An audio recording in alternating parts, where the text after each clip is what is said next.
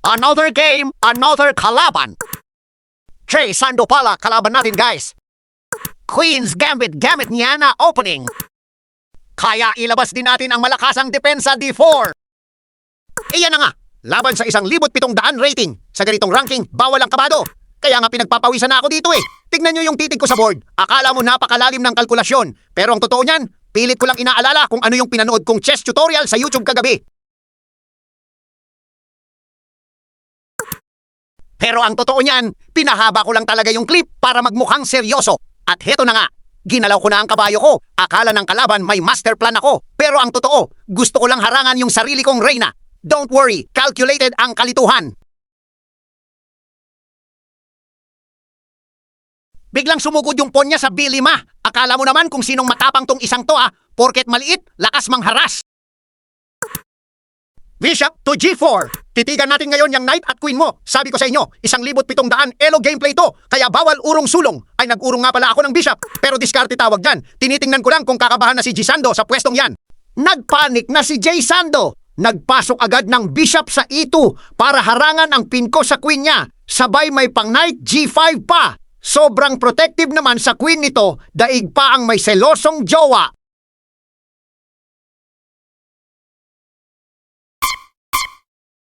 Queen to E2. Kinain ang bishop ko at pumasok na sa seryosong atake ang reyna ni G Sando. Dito na magkakaalaman kung tactical genius ba tayo o mauuwi sa iiyak na naman sa endgame. Kapit lang kayo, bawal kumukurap sa susunod na tira.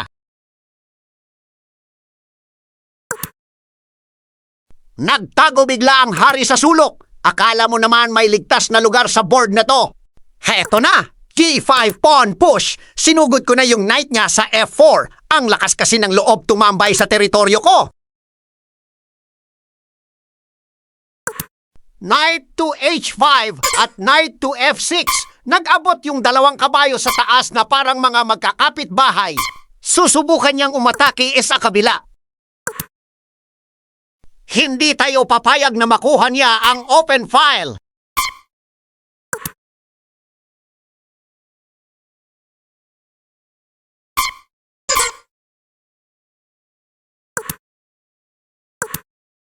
Queen to BP2. Isang matinding pwestuhan sa gilid ng board. Pero grabe naman tong oras ko. Bawas na sa 1:36 habang si G Sando ay may malaking ungas pa sa 1:52. 16 na segundo ang lamang niya sa oras. Pero lamang naman tayo sa forma ng reyna. Sa chess, kapag paubos na ang oras, mas mabilis dapat ang takbo ng utak kaysa sa takbo ng segundos.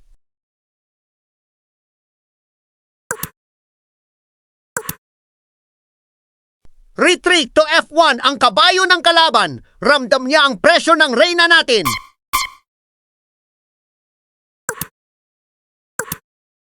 At dito bumigay si J Sando na blunder. Siya pinakain ang horse ng walang kahirap-hirap.